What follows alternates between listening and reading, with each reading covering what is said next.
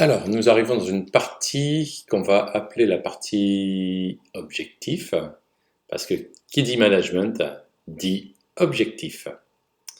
C'est sûrement la partie la plus intéressante, car c'est à vous de porter ces objectifs, quoi, très clairement en tant que manager. On va vous présenter deux approches qui sont complémentaires.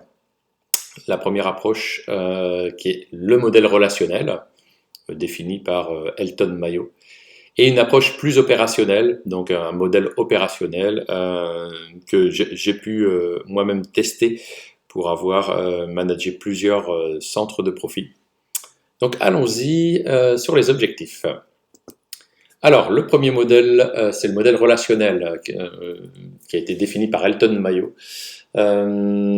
Cette personne s'est dit qu'il n'y a pas seulement qu'un homme qui est en train de travailler, mais le personnel a également une tête, une liberté, des projets, des objectifs personnels.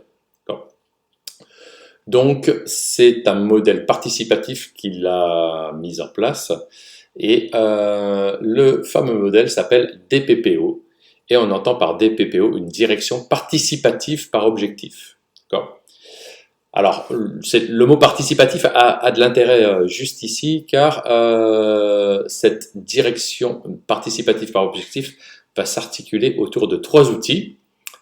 Le premier, c'est on commence à faire des entretiens. Oui, bien sûr, on fait des entretiens, au minimum un entretien annuel. Il y a une périodicité des échanges qu'on n'avait pas avant. Donc, ça a du sens de rencontrer ses collaborateurs dans un premier temps. Ensuite, on passe des contrats d'objectifs. On ne descend pas des objectifs, donc on explique et on passe un contrat d'objectifs. C'est une manière de fédérer l'équipe vers un but et d'atteindre un objectif. Donc je ne livre pas comme ça, j'explique et je passe un contrat pour bien expliquer ce que je veux atteindre. Et ensuite, bien sûr, j'effectue une mesure des performances, donc je crée des indicateurs et j'essaye de les suivre.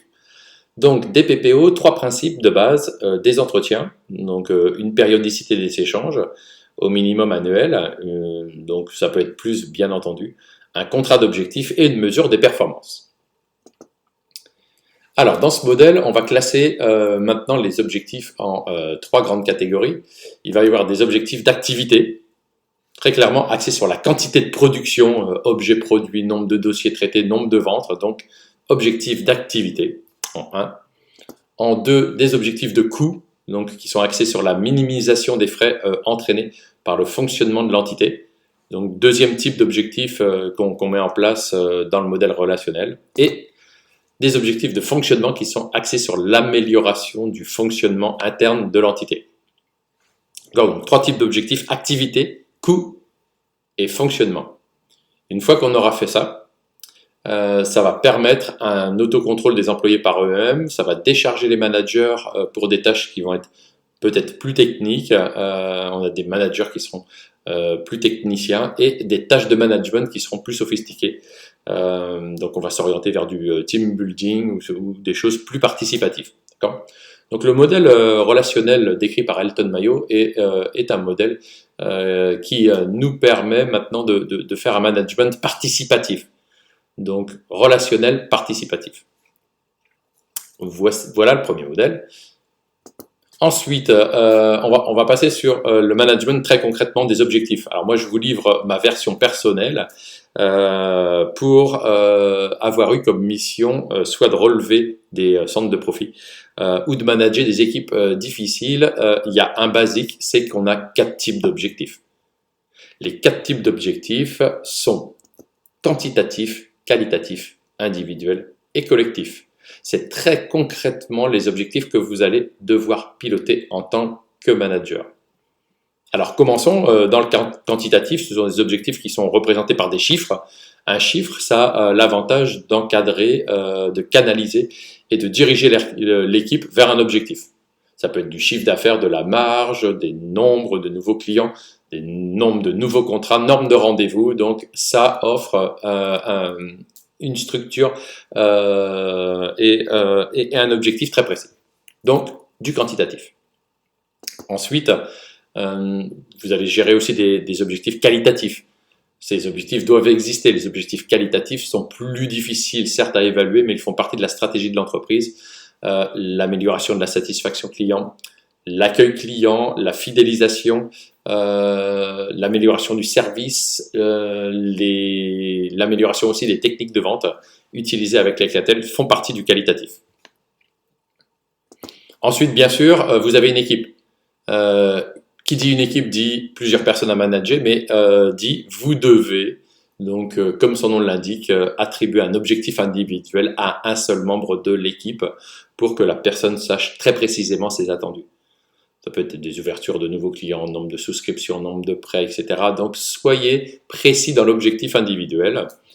Et bien évidemment, vous êtes le garant de l'objectif collectif, parce que l'objectif collectif est attribué à l'équipe entière.